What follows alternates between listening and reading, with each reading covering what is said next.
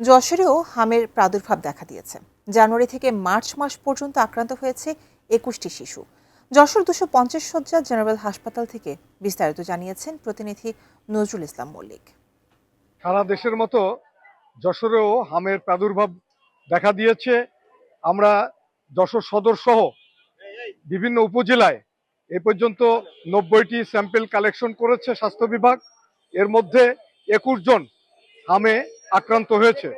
এর মধ্যে এক বছরের ঊর্ধ্বে শিশু রয়েছে ৪ জন এবং ১ বছরের নিচে ১৭ জন শিশু চিকিৎসা গ্রহণ করেছে যশোর সদর সহ বিভিন্ন হাসপাতাল থেকে।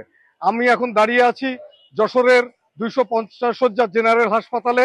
আমরা এখানে এসে শিশু ওয়ার্ডে যে দেখেছি এখানে ৩ জন শিশু ইতিমধ্যে তারা চিকিৎসা গ্রহণ করছে হামে আক্রান্ত হয়ে।